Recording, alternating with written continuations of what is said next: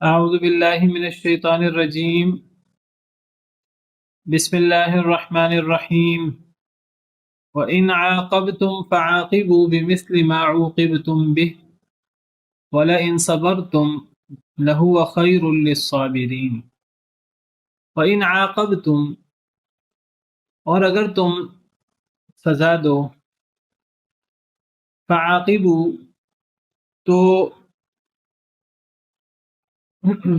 اتنی ہی سزا دو، بمثل ما عوقبتم بھی، ساتھ مثل اس کے جو تمہیں سزا دی گئی ہے۔ اگر تم عقاب کرو، اگر تم سختی کرو، اگر کوئی شخص کسی سے زیادتی کرے تو اگر تم اس کا بدلہ لینا چاہو، اگر تم سزا دینا چاہو کہ کیونکہ فلاں نے زیادتی کی ہے میں بھی زیادتی کروں، میں بھی اس کو بدلہ دوں، تو پھر تم بدلہ دے سکتے ہو، لیکن وہ اتنا ہی بدلہ دینا ہوگا جتنی تم پر زیادتی کی گئی ہے۔ کئی لوگ اس کا معنی بدلہ کرتے ہیں کیونکہ یہ جواباً ہے، تو بدلے کا معنی کر لیں، لیکن پھر اگر تم بدلہ لو تو اتنا ہی بدلہ لو اسی کی مثل جو تم پہ زیادتی کی گئی۔ یہاں ہمیں پھر زیادتی کا معنی کرنا پڑے گا، جو تم سے بدلہ لیا گیا نہیں، جو تم پر زیادتی کی گئی۔ تو عقاب کا مطلب اصل میں کسی پر سختی کرنا۔ یہ سختی یہ مار پیٹ کی صورت میں بھی ہو سکتی ہے، یہ زبانی جو ہے وہ برا بلا کہنا، گالا گلوچ کی صورت میں بھی ہو سکتی ہے۔ جس انداز سے کسی نے کسی پر سختی کی، زیادتی کی، تو اگر تم اس کا بدلہ لینا چاہو، اگر تم جواباً کسی کے ساتھ سختی والا معاملہ کرنا چاہو، زیادتی والا معاملہ کرنا چاہو، تو تم کر لو، تم سزا دے دو اسی کی مثل جو تمہیں سزا دی گئی ہے، تمہیں اس کی اجازت ہے۔ اگر تم سے کسی نے عقاب کا معاملہ کیا ہے، اگر تم جواب میں عقاباً تم بھی معاملہ کرنا چاہو عقاب کا، سختی کا، تو اتنا ہی عقاب کرو جتنا تم پر عقاب کیا گیا ہے، جتنا تم سے سختی کی گئی ہے۔ اچھا، اگر کسی نے زیادتی کی کسی کے ساتھ، کسی نے کسی کو تھپڑ مارا ہے یا کوئی اور گالی دی ہے یا برا بلا کہا ہے، یہ زیادتی ہے جو اگلے بندے کو نہیں کرنی چاہیے تھی، تو جواباً زیادتی کی جا سکتی ہے۔ اگر اس نے مار پیٹ کی ہے تو اتنی مار پیٹ کی جا سکتی ہے۔ اگر اس نے گالم گلوچ کی یا برا بلا کہا ہے تو اتنا گالم گلوچ برا بلا کہا جا سکتا ہے، اس کی اجازت ہے، لیکن یہ اجازت اسی کے برابر ہے، اس سے زیادہ نہیں ہے۔ اور یہ بھی بدلہ لینے کی، جواب دینے کی اجازت ہے۔ وَلَئِن صَبَرْتُمْ لَهُوَ خَيْرٌ لِّلصَّابِرِينَ، البتہ اگر تم صبر کر لو، لَهُوَ خَيْرٌ لِّلصَّابِرِينَ، البتہ وہ زیادہ بہتر ہے صبر کرنے والوں کے لیے۔ اگر تم معاف کر دو اللہ کے لیے تو اس معاف کرنے کے دور رس اثرات زیادہ ہوں گے، کیونکہ اگر برائی کا جواب اچھائی سے دیا جائے تو اللہ تعالیٰ فرماتے ہیں کہ یہ ایک تو اخروی اعتبار سے بہت بہتر ہے اللہ کے ہاں اس کا اجر بہت زیادہ ہے، انسان نے صبر کیا ہے۔ دنیاوی اعتبار سے بھی اس کے فوائد بہت زیادہ ہیں۔ دنیاوی اعتبار سے اگر کوئی آپ کا مخالف ہے، وہ آپ پر کوئی زیادتی کرتا ہے، اگر آپ جواب میں عفو درگزر کا معاملہ کرتے ہیں تو وہ اگر آپ کا مخالف ہے، آپ کا دشمن ہے، تو وہ آپ کے اس رویے سے آپ کا دوست بن جائے گا، اور عام دوست نہیں، گہرا دوست بن جائے گا۔ ادفع باللتی ہی احسن، اللہ تعالیٰ فرماتے ہیں دوسری جگہ پر، آپ دفاع کریں اس طریقے سے جو اچھا ہے۔ فَإِذَا الَّذِي بَيْنَكَ وَبَيْنَهُ عَدَاوَةٌ كَأَنَّهُ وَلِيٌّ حَمِيمٌ، اچانک وہ شخص کہ آپ کے اور اس کے درمیان دوستی ہے، دشمنی ہے، تو وہ آپ کا گہرا دوست بن جائے گا۔ یعنی اگر اس نے آپ کے ساتھ برا معاملہ کیا ہے تو آپ اس کے ساتھ جواب میں اس کی برائی کے جواب اچھائی سے دیں، تو کیا ہوگا کہ آپ کی دشمنی دوستی میں بدل سکتی ہے. تو معافی کا رویہ رکھا جائے تو یہ زیادہ بہتر ہے. یہ صبر کی اعلیٰ ترین مثال ہے، اور صبر کا اجر تو اللہ کے ہاں بہت زیادہ ہے. انما یوفی الصابرون اجرهم بغیر حساب. صبر کرنے والوں کو ان کا اجر بغیر حساب کے دیا جاتا ہے. اللہ نے یہاں اس کا اجر ذکر نہیں کیا. جس کا اجر ذکر نہ کیا جائے تو مطلب ہے وہ بہت زیادہ ہے، وہ شمار کے تار میں نہیں لایا جا سکتا. بہت زیادہ اجر ہے. اور جنت اللہ کی جو نعمتیں ہیں آخرت کی، تو جنت میں دخول کی ایک بڑی وجہ صبر. والملائکۃ یدخلون علیہم من کل باب سلام علیکم بما صبرتم. جنتی لوگوں کا یہ مقام اور فضیلت ہے کہ فرشتے سلام کریں گے جنت میں آ کر. ہر دروازے سے داخل ہوں گے جنت کے، سلام کرنے کے لیے داخل ہوں گے. اور کیا سلام کہیں گے؟ سلام علیکم بما صبرتم. کیا جنتیو، اے اہل جنت، تم پہ سلامتی ہو تمہارے صبر کرنے کی وجہ سے. تو جنت کے دخول کی بڑی وجہ صبر، اپنے اوپر کنٹرول، جو ہمارے ہاں نہیں ہے، ہمارے ہاں نہ ہونے کے برابر ختم ہو گیا. تو اگر تم صبر کر لو تو یہ تو صبر کرنے والوں کے لیے بہت ہی بہتر ہے کہ تم برائی کے جواب میں برائی نہ کرو. لیکن اگر تم صبر کرو گے تو اس لیے بہت بہتر ہے. یہ عام بندہ نہیں کر سکتا. یہ نبیوں کا کام ہے، یا جو بہت ہی بڑے نصیب والا ہے، بڑا ہی خوش بخت ہے، یہ اس کا کام ہے. ادفع بالتی ہی احسن، جو میں نے ابھی آیت کریمہ تلاوت کی تھی، کہ برائی کے جواب اچھائی سے دیں. فَإِذَا الَّذِي بَيْنَكَ وَبَيْنَهُ عَدَاوَةٌ كَأَنَّهُ وَلِيٌّ حَمِيمٌ. وہ شخص جس کے اور آپ کے درمیان دشمنی ہے وہ آپ کو گہرا دوست بن جائے گا. اور آگے اللہ کیا فرماتے ہیں؟ وَمَا يُلَقَّاهَا إِلَّا الَّذِينَ صَبَرُوا. کہ یہ مقام، یہ مرتبہ کہ کسی کی زیادتی کے جواب میں اگلا بندہ صبر کرے، معاف کرے، یہ مرتبہ اور یہ مقام صبر کرنے والوں کو حاصل ہوتا ہے. یہ ہر شخص کو حاصل نہیں ہوتا. وَمَا يُلَقَّاهَا إِلَّا ذُو حَظٍّ عَظِيمٍ.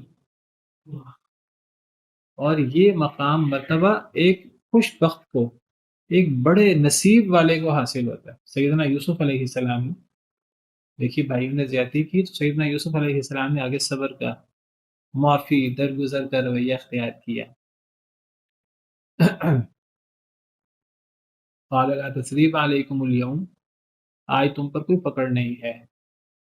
یغفر اللہ لکم، اللہ بھی تمہیں معاف کرے. وہو ارحم الراحمین. نبی کریم صلی اللہ علیہ وسلم نے یہ رویہ اختیار کیا قریش کے بارے میں فتح مکہ کے موقع پر. آپ نے کہا کہ آج تم مجھ سے کس رویے کی توقع کرتے ہو؟ بڑی زیادتیاں کی تھیں، قتل و غارت، ہر قسم کی کون سی زیادتی جو نہیں کی تھی. تو انہوں نے کہا کہ ہم آپ سے اچھائی کی توقع کرتے ہیں. تو نبی صلی اللہ علیہ وسلم نے فرمایا کہ میں تمہیں وہی کہتا ہوں جو سیدنا یوسف علیہ السلام نے اپنے بھائیوں سے کہا تھا، لا تثریب علیکم اليوم. یہ نبوی طرز عمل ہے، اور یہ صبر کرنے والے ہی کر سکتے ہیں، اور یہ خوش نصیب لوگ کر سکتے ہیں معافی والا معاملہ. اس کے بہت بہت بڑے ثمرات ہیں دنیا میں بھی اور آخرت میں بھی. لیکن اگر کوئی صبر نہ کر سکے تو پھر وہ، اس کو اجازت ہے کہ وہ جتنی زیادتی ہوئی ہے اتنا بدلہ لے. اتنا بدلہ لے گا تو جائز ہے. تو اگر تم بدلہ لو یا اگر تم سزا دو تو اتنی ہی سزا دو اس کی مثل جو تم پہ زیادتی کی گئی ہے. اتنی سزا دینے کی، اتنا بدلہ لینے کی اجازت ہے. کسی نے ایک تھپڑ مارا ہے تو جواب میں ایک تھپڑ مارا جا سکتا ہے، اجازت ہے. اگر معاف کر دیا جائے زیادہ بہتر ہے. لیکن میں یہ وضاحت کر دوں کہ یہ جو معاف کر دینا بہتر ہے، یہ عام طور پہ تب ہوتا ہے جب اگلا شخص عادی مجرم نہ ہو. اگلے بندے سے زیادتی ہو گئی بشری تقاضے کے تحت، لڑائی ہوئی، وہ صبر نہیں کر سکا، اس سے زیادتی ہو گئی، بات چیت میں، جھگڑے میں کوئی ہاتھا پائی بھی ہو گئی، تو اس میں صبر کرنا چاہیے. صبر کرنے کا بہت اجر ہے. لیکن اگر ایک ایسا شخص ہے جو ہر کسی سے لڑتا جھگڑتا ہے، وہ ہر کسی پر زیادتی کرتا ہے، وہ ہر جگہ ہی جو ہے وہ اپنی طاقت دکھانے کی کوشش کرتا ہے، تو اگر ہر بندہ ہی اس کے ساتھ وہاں بھی عفو درگزر اور صبر کا معاملہ کرتا رہے گا تو وہ مزید شیر ہوتا جائے گا. تو ایسی جگہوں پر پھر معاف کرنے کی بجائے، ڈھیل دینے کی بجائے ایسی جگہوں پر پھر باقاعدہ اس کو سبق سکھانا چاہیے، اگر کوئی سبق سکھا سکے تو۔ اگر ایک شخص جو ہے وہ ہر شخص کو دبانے کی کوشش کرتا ہے، زیادتی کرنے کی کوشش کرتا ہے، اگر کسی ایسے شخص سے وہ دبانے کی کوشش کرے، زیادتی کرنے کی کوشش کرے جو اس کی زیادتی کو روک سکتا ہے، تو پھر ایسے شخص کو روکنا بھی چاہیے۔ ایک جگہ پر اللہ تعالیٰ نے اس کو نیک لوگوں کی صفات میں ذکر کیا ہے،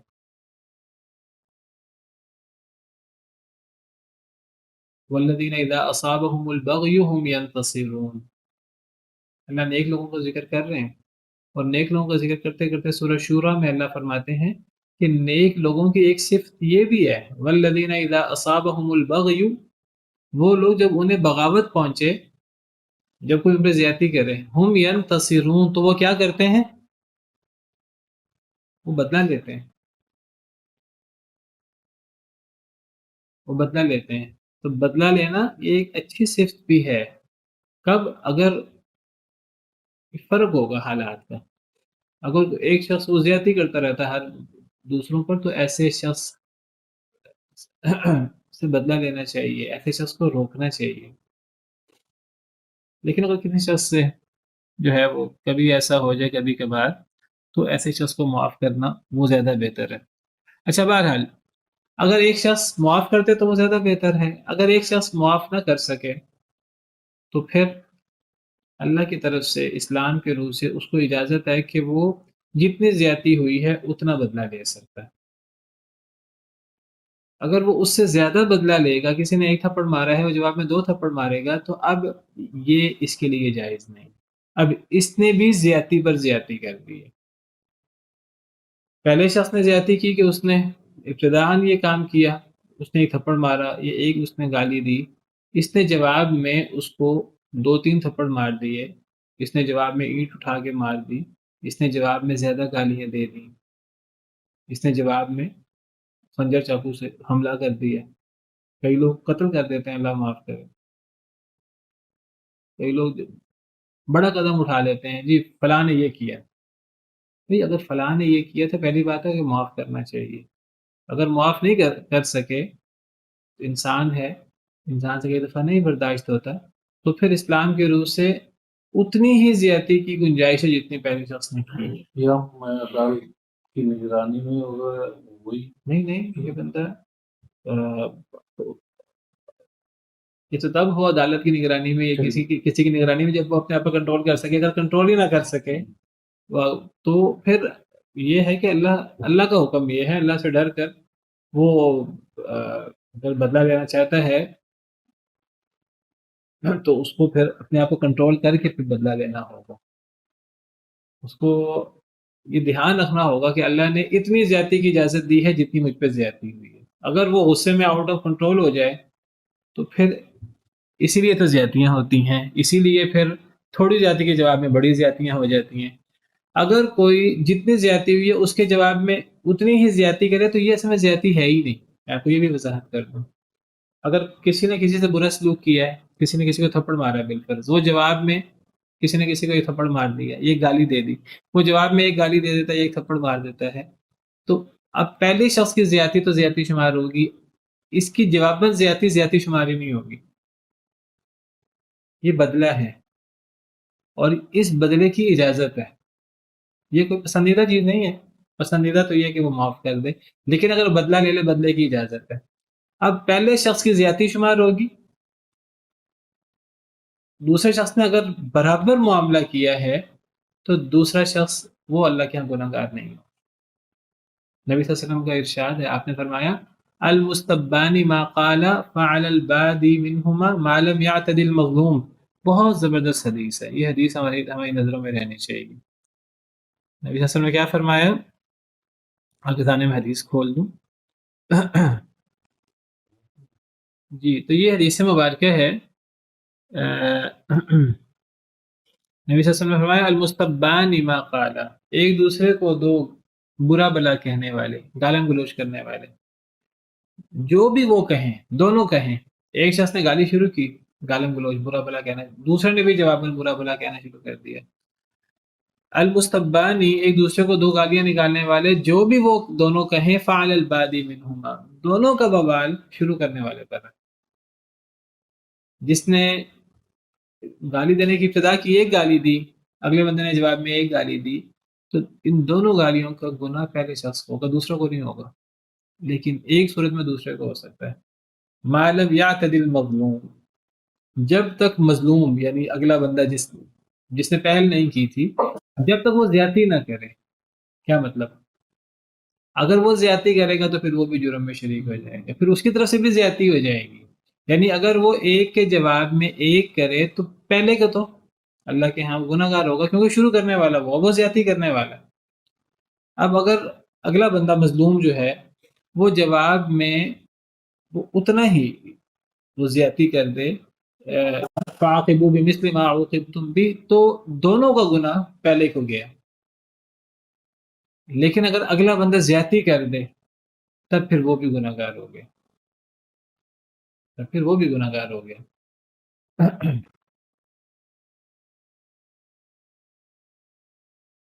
تو انسان اتنا بدلہ لے سکتا ہے جتنا اس سے زیادتی کی گئی ہے، اور اگر انسان اتنا بدلہ لے تو اسے زیادتی کہا بھی نہیں جائے گا۔ آپ ہاں یہاں کسی نے ہاتھ کھڑا کیا تھا آن لائن۔ السلام علیکم جی، میرا یہ سوال ہے کہ اگر کوئی شخص دوسرے پہ زیادتی کرتا ہے اور بعد میں اسے احساس ہو جائے وہ اس سے معافی مانگ لے، جو معاف کرنے والا شخص ہے وہ کہ میں نے تمہیں نہیں معاف کرنا، تو اس کے بارے میں کوئی وعید یا کوئی حدیث ہے جس سے یعنی کہ اس شخص کے بارے میں پتہ چلے جو معاف نہیں کرنا چاہتا، یعنی کہ اسے گناہ ہو رہا ہے یا وہ ٹھیک ہے، یعنی کہ وہ نہ معاف کرے ٹھیک ہے، کوئی مسئلہ نہیں ہے؟ نہیں، اگر وہ نہیں معاف کرتا، وہ کہتا میں نے بدلہ لینا ہے، اجازت تو ہے اس کو بدلہ لینے کی۔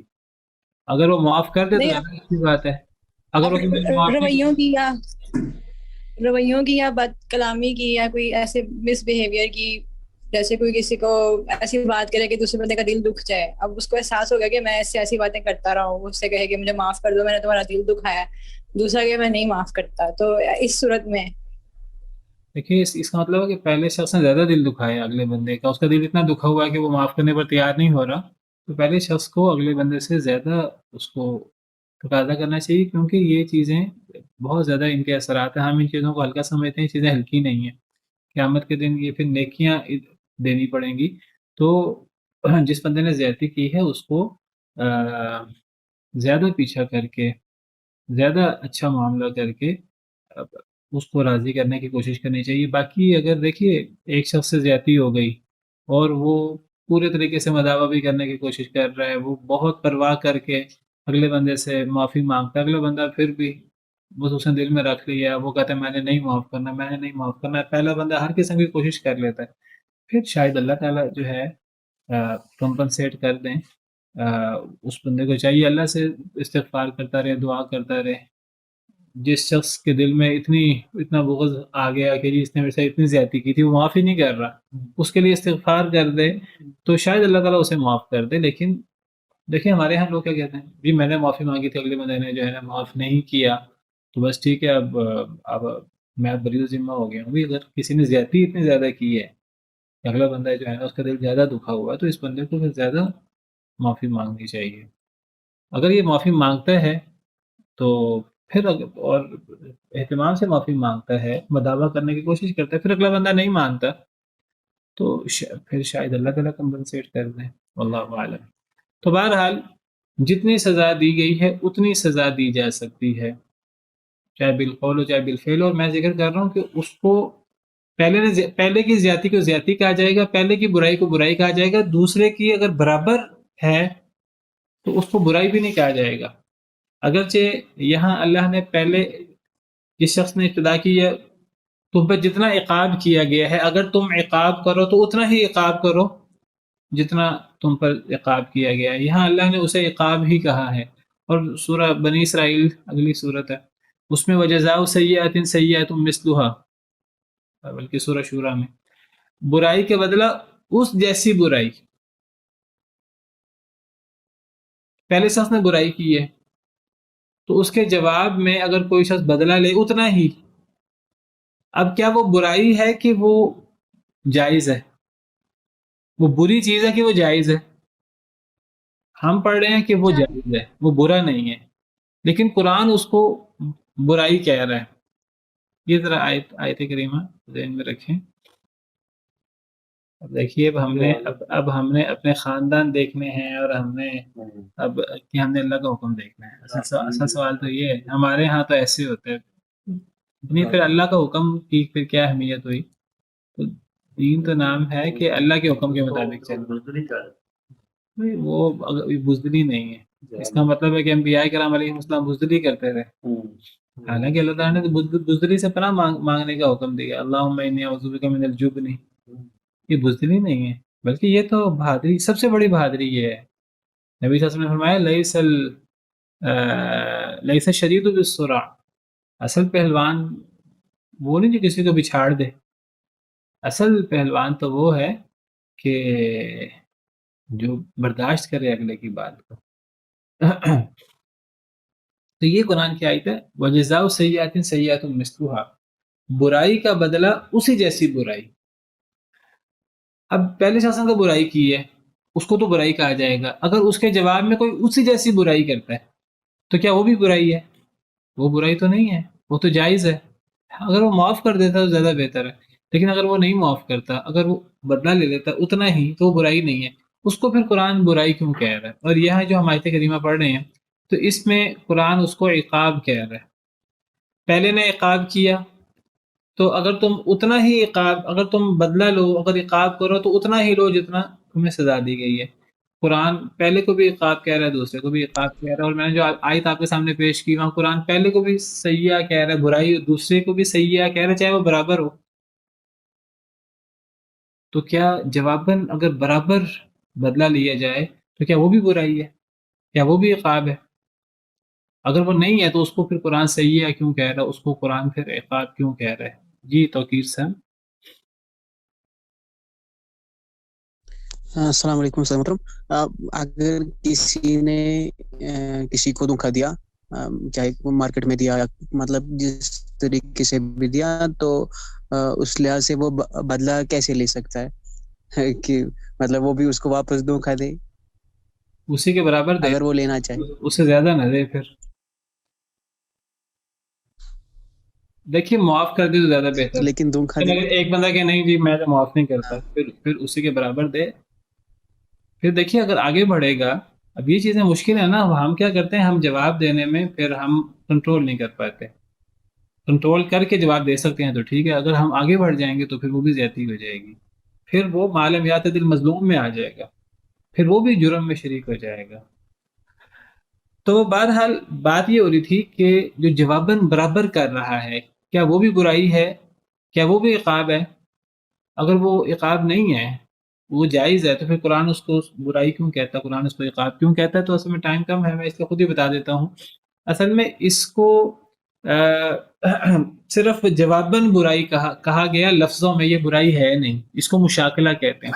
اس موضوع پہ پہلے بھی ہم نے سورہ بقرہ کے شروع میں بات کی تھی، اگر آپ میں سے کسی کو یاد ہو تو ہم نے کہا تھا قرآن کریم میں ہے کہ جو لوگ اللہ سے مذاق کرتے ہیں، ایمان والوں سے مذاق کرتے ہیں، اللہ ان سے مذاق کرتے ہیں۔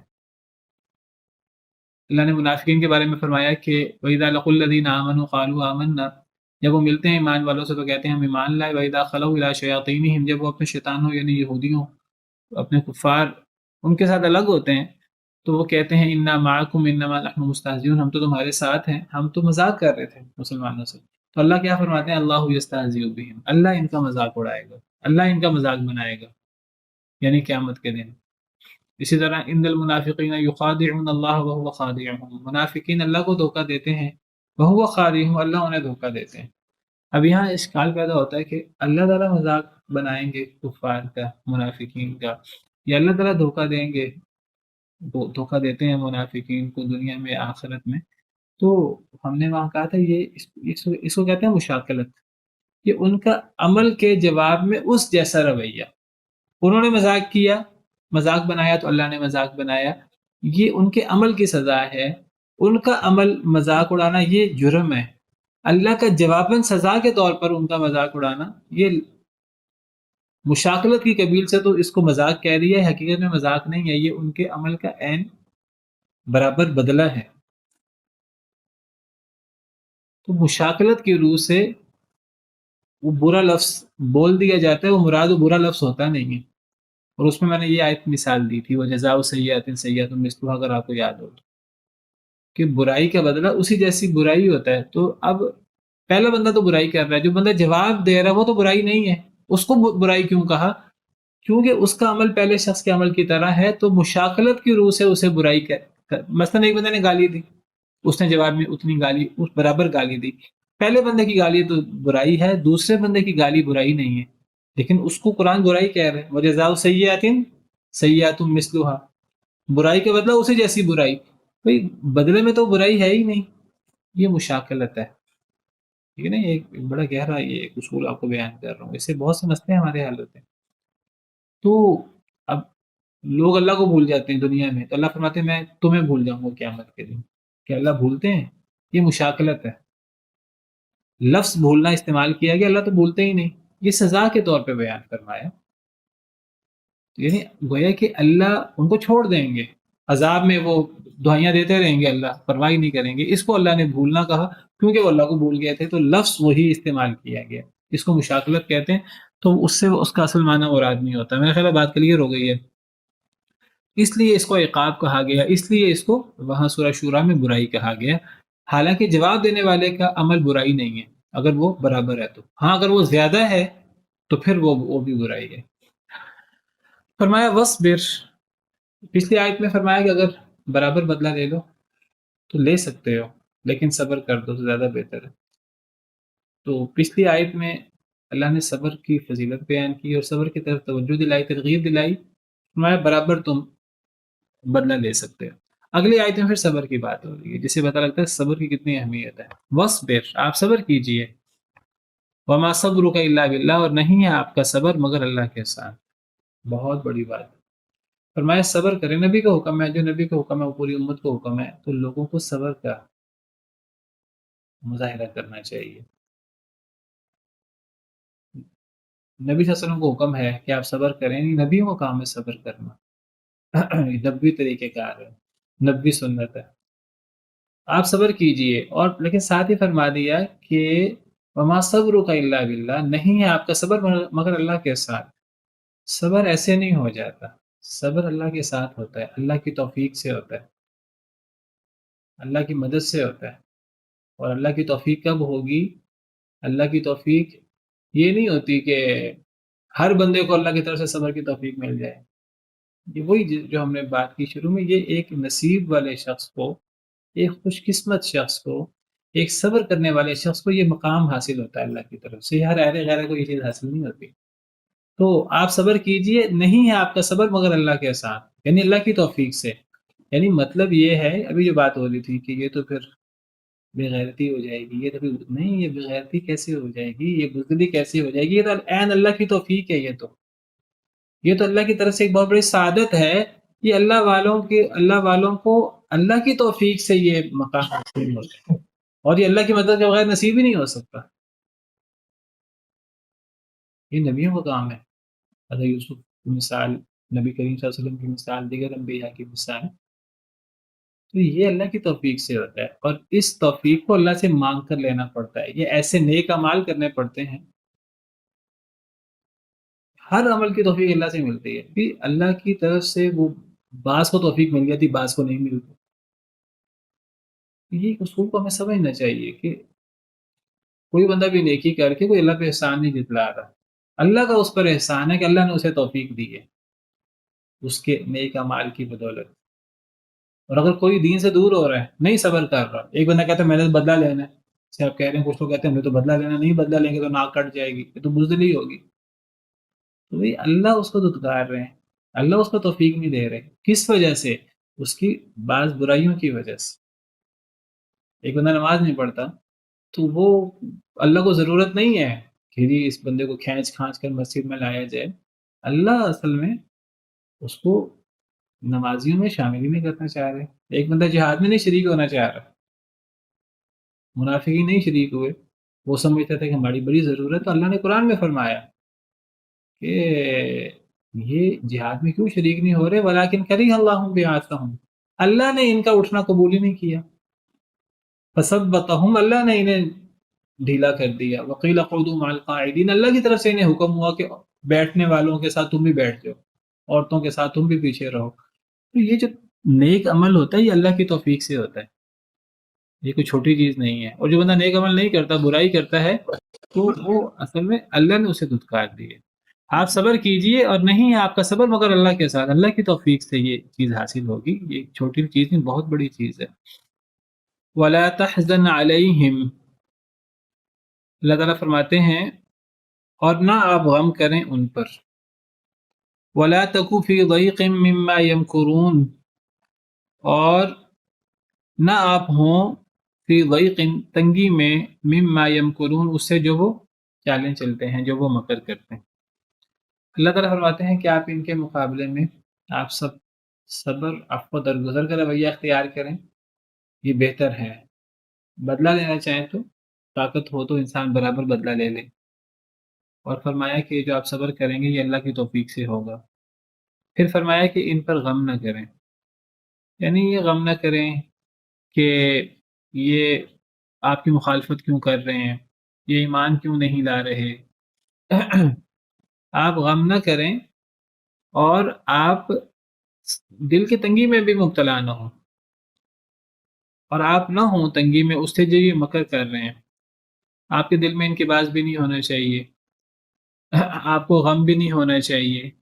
آپ اللہ پہ صبر کریں، آپ اللہ پہ حوصلہ کریں. آپ یہ دیکھیں کہ اللہ آپ کے ساتھ ہے.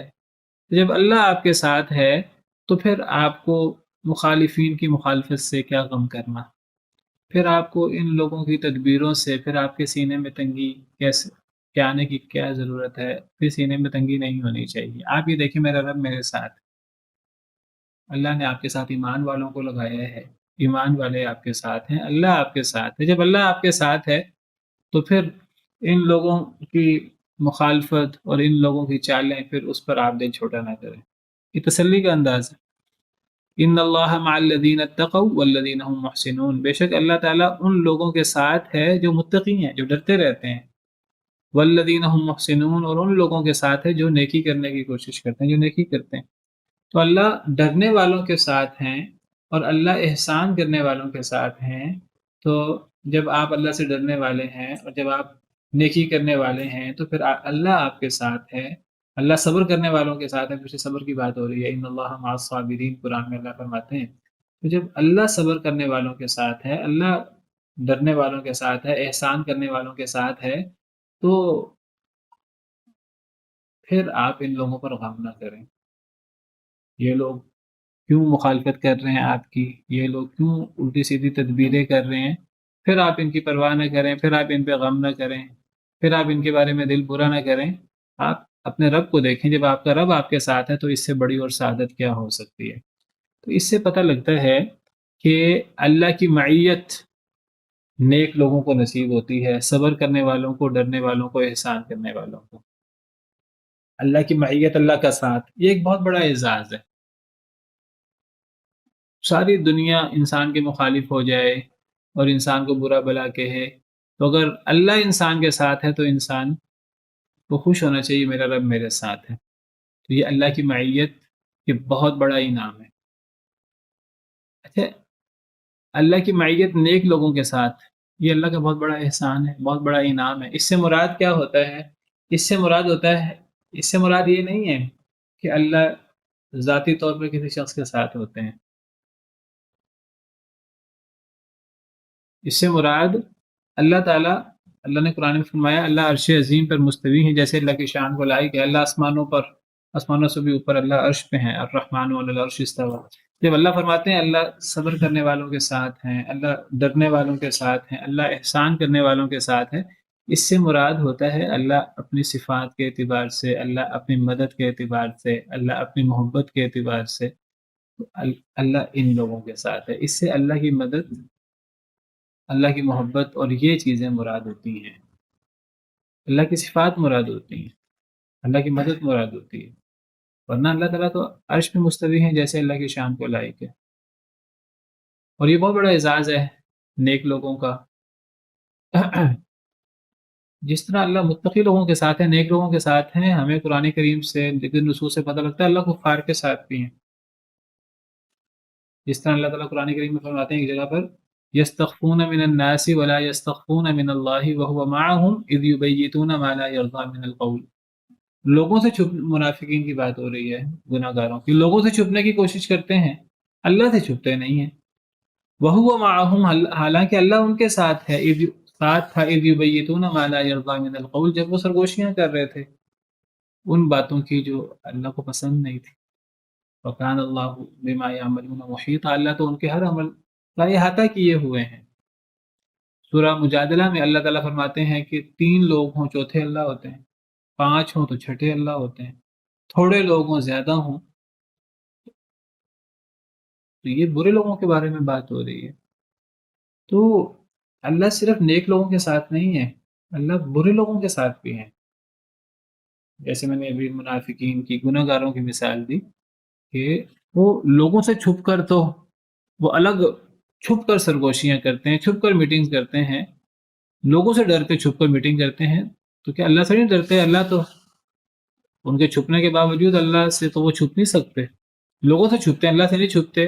اللہ ان کے ساتھ ہے جب وہ سرگوشیاں کر رہے ہیں. تو اللہ کافروں کے ساتھ بھی ہے، اللہ ایمان والوں کے ساتھ بھی ہے، لیکن اس معیت کا فرق ہے. دونوں معیت سے مراد اللہ کی یہ معیت اپنی صفات کے ساتھ ہے، چاہے وہ ایمان والوں کے ساتھ ہو چاہے کفار کے ساتھ ہو. اللہ تو عرش پہ مستوی ہے، جیسے اللہ کی شان کو لائے گا قرآن کریم میں 7 آیات ہیں. اللہ تو سب سے بلند ہے آسمانوں پر اور سب سے اوپر عرش ہے، اللہ اس پر مستوی ہے جیسے اللہ کی شان کو لائے گا. اللہ اپنی صفات کے اعتبار سے کافروں کے ساتھ بھی ہیں، ایمان والوں کے ساتھ بھی ہیں، لیکن یہ جو اللہ کی معیت مومنوں کے ساتھ ہے اور اللہ کی معیت کافروں کے ساتھ ہے، اس معیت کا فرق ہے. مومنوں کے ساتھ اللہ کی معیت سے مراد اللہ کی نصرت اور اللہ کی تائید اور اللہ کی مدد، اللہ کی محبت، اللہ کے انعامات. یہ بہت بڑا اعزاز ہے. ان اللہ مع الصابرین، ان اللہ لمع المحسنین، ان اللہ مع الذین اتقوا والذین هم محسنون. لیکن اللہ کی معیت تو کفار کے ساتھ بھی ہے. اس معیت سے مراد مدد نہیں ہے، اس سے مراد تائید نہیں ہے، اس سے مراد اللہ تعالیٰ کا احاطہ کرنا. کافر اللہ سے بھاگ نہیں سکتے، دنیا کے دوسرے کونے میں بھی چلے جائیں اللہ کی نظروں سے اوجھل نہیں ہو سکتے. وہ اللہ سے بچ نہیں سکتے، اللہ سے چھپ نہیں سکتے. اللہ ان کو سزا دینا چاہیں تو وہ اس سزا سے بچ نہیں سکتے. یا معاشر الجن والانس ان استطعتم ان تنفذوا من اقطار السماوات والارض فانفذوا لا تنفذون الا بسلطان. جنوں انسانوں کی جماعت، اگر تم آسمان و زمین کے کناروں سے نکلنے کی تم طاقت رکھتے ہو کہ تم نکل جاؤ تو نکل جاؤ، تم نہیں نکل سکتے. یہ مراد ہے. تو جب کفار کے ساتھ اللہ کی معیت کی بات ہو تو وہاں مراد احاطہ علمی مراد ہوتا ہے، پکڑ مراد ہوتی ہے اللہ کی، اللہ کا غضب مراد ہوتا ہے. اور جب ایمان والوں کے ساتھ اللہ تعالیٰ کی معیت کی بات ہوتی ہے تو وہاں اللہ کی مدد، اللہ کی تائید. جیسا نبی صلی اللہ علیہ وسلم نے فرمایا تھا لا تحزن ان اللہ معنا، اے ابو بکر صدیق گھبرانے کی، غم کرنے کی کیا ضرورت ہے، اللہ ہمارے ساتھ ہے. کیا مراد ہے؟ اللہ کی مدد ہماری شامل حال ہے. تو یہاں نصرت اور تائید مراد ہے. لیکن اللہ تو کفار کے ساتھ بھی ہیں. تو اس کفار کے ساتھ اللہ احاطہ علمی کے اعتبار سے، پکڑ کے اعتبار سے، سزا دینے کے اعتبار سے وہاں یعنی غضب کا انداز ہے. اور ایمان والوں کے ساتھ جب اللہ کی معیت کی بات ہوتی ہے تو یہ ایک نصرت اور تائید کی بات ہے. اور اللہ کی جو دونوں معیتیں ہیں، چاہے مسلمانوں کے ساتھ ہو چاہے کفار کے ساتھ ہو، تو یہ صفات کے اعتبار سے ہیں. ورنہ اللہ تعالیٰ عرش پر مستوی ہے جیسے اللہ کی شان کو لائق ہے. سبحان ربک رب العزت عما یصفون وسلام علی المرسلین والحمد للہ رب العالمین.